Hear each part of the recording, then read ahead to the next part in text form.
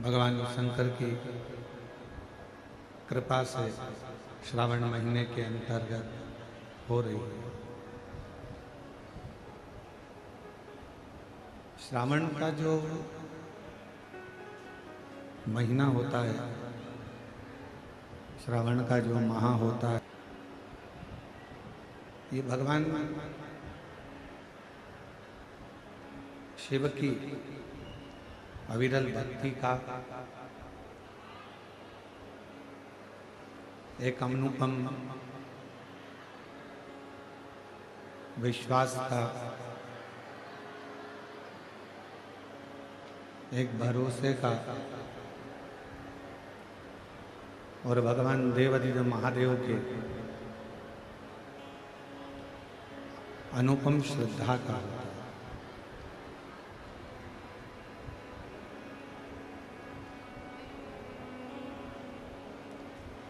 जिसमें भगवान शंकर को कैसे रिझाना है, भगवान शिव को कैसे मनाना है, किस तरह से आप भगवान देवाधिदेव महादेव को अपना बना सकते हो, किस तरह से आप भगवान शंकर को रिझा सकते हो। पूरे वर्ष में केवल एक श्रावण का महीना एक ऐसा होता है जिसमें मनुष्य हो, नाग हो, किन्नर हो, गंधर्व हो, सुर हो, असुर हो,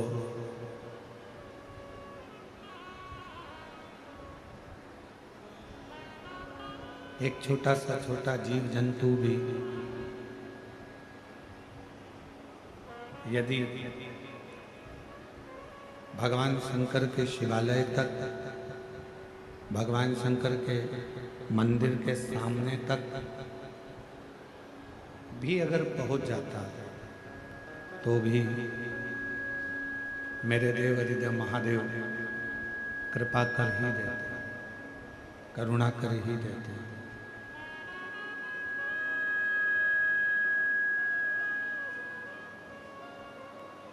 कितना सुंदर कहा कि समुद्र के तट पर बैठे हुए एक पक्षी, मिठास करो मिठास,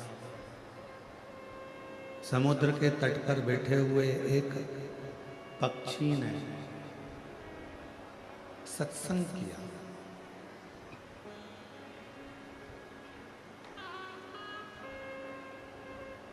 और समुद्र के तट पर बैठे हुए पक्षी ने जो सत्संग किया,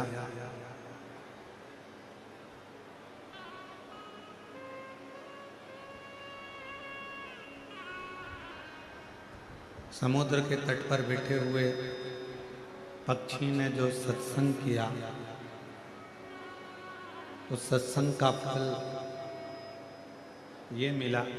एक किनारे पर पक्षी बैठा है और बैठ कर कह रहा है कि मैं लंका में बैठी हुई माता सीता जी को देख रहा हूं।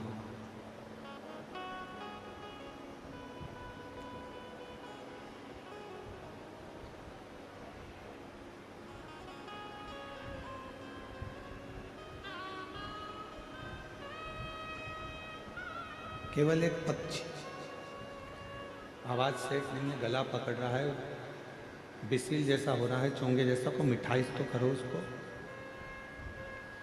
और पीछे की आवाजें खोलो पूरे पंडालों की। समुद्र के तट पर बैठा हुआ है एक पक्षी,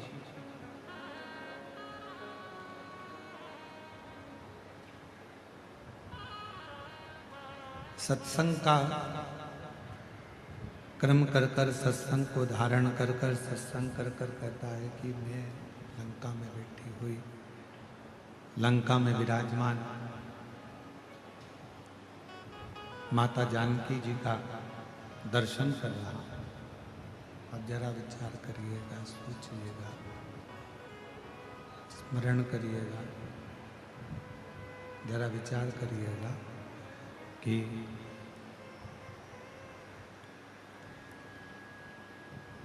थोड़ा सा सत्संग एक पक्षी को मिल जाता है,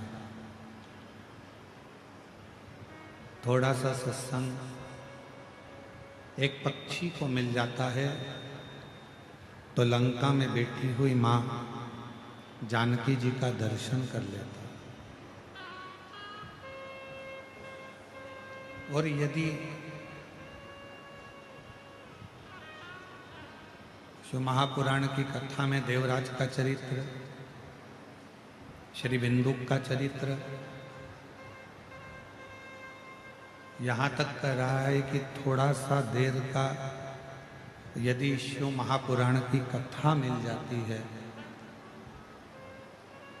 थोड़ा सा भगवान शंकर का कथा का रसतत्व ग्रहण करने को मिल जाता है,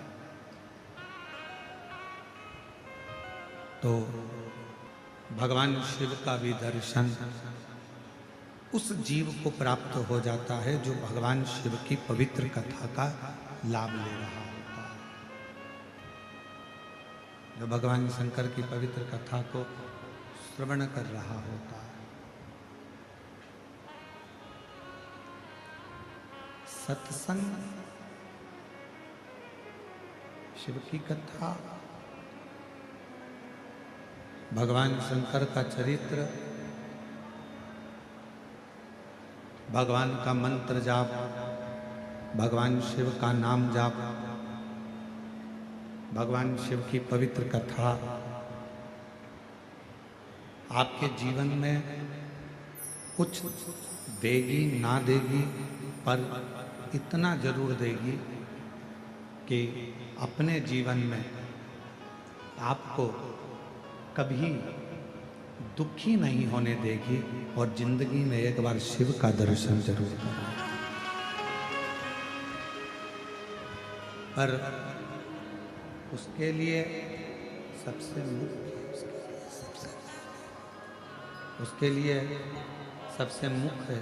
मुख्य आपका विश्वास, आपका भरोसा, आपकी दृढ़ता, वो मूल है।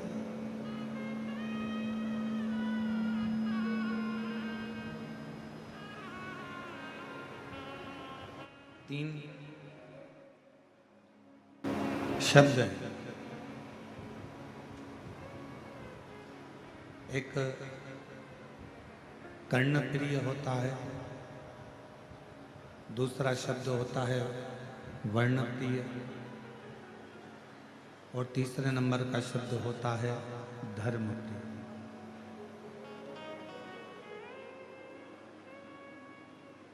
अब इन तीन शब्दों को हम थोड़ा समझें।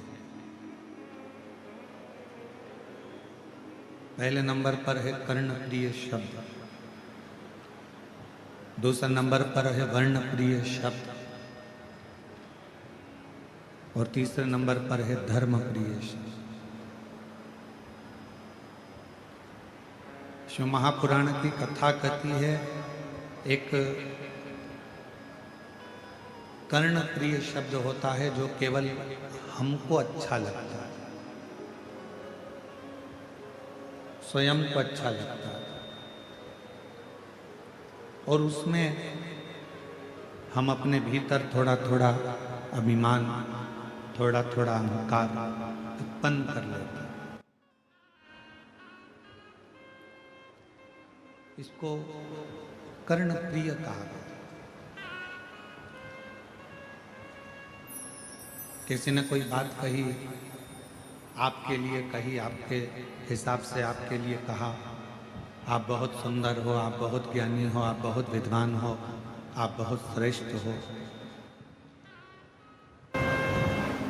ये आपकी कर्णप्रियता। इसको कर्णप्रियता कहेंगे जो सुनकर आपको अच्छा लगेगा। जो सुनकर आपको श्रेष्ठ लग रहा है, आपको अच्छा लग रहा है, आपके लिए बोला गया। पर ये जो कर्णप्रिय शब्द हैं, ये हमारे जीवन में थोड़ा अहंकार उत्पन्न कर देते हैं, थोड़ा अभिमान उत्पन्न कर देते हैं।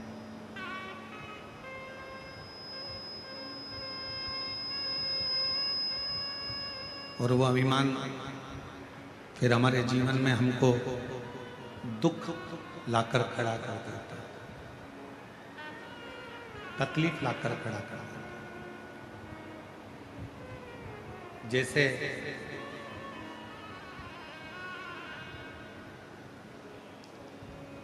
भगवान शिव का अवधूतेश्वर रूप,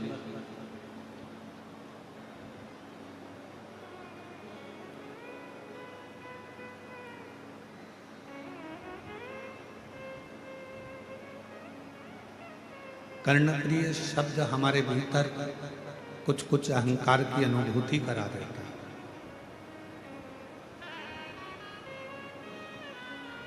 हमारे भीतर अभिमान को प्रकट कर देता है, हमारे भीतर अभिमत्ता को प्रस्तुत कर देता है। शिव महापुराण की कथा कहती है, यदि आप लोगों ने भगवान के रूपों का वर्णन श्रवण करा हो तो उसमें अवधूतेश्वर महादेव का वर्णन आता है। अवधूतेश्वर, और सावन का महीना चल रहा है। कहते हैं कि श्रावण के महीने में भगवान शंकर के अवधूत रूप का यदि स्मरण किया जाए, श्रवण किया जाए, तो 12 ज्योतिर्लिंग के दर्शन का पुण्य फल उसी कथा में प्राप्त हो जाता है, मात्र अवधूतेश्वर भगवान की कथा के रसतत्व को श्रवण करने का। भगवान अवधूतेश्वर की कथा को सुन लेना।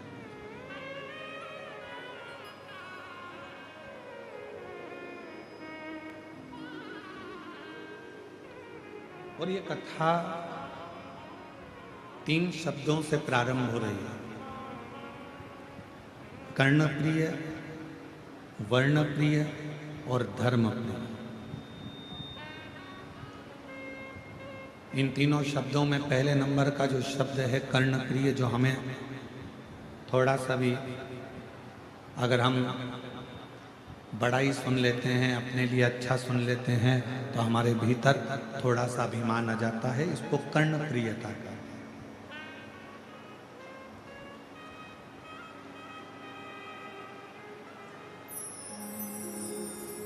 एक बार अवधूतेश्वर महादेव की कथा कहती है, अवधूतेश्वर नाथ की कथा कहती है कि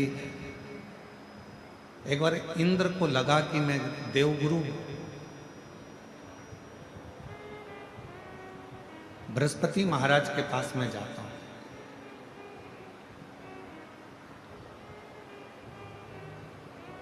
थोड़ा सावधानी से सुनिएगा, आज की कथा का स्मरण बड़ा सुंदर है। अवधूतेश्वर महादेव की कथा है। मैं बृहस्पति महाराज के पास जाता हूं और उनसे मुझे थोड़ा सा बात करना है, थोड़ा स्मरण करना है, थोड़ी चर्चा करना है। चले अपनी मस्ती में, अपने आनंद में, अपने आनंद के साथ अपनी अलमस्ती में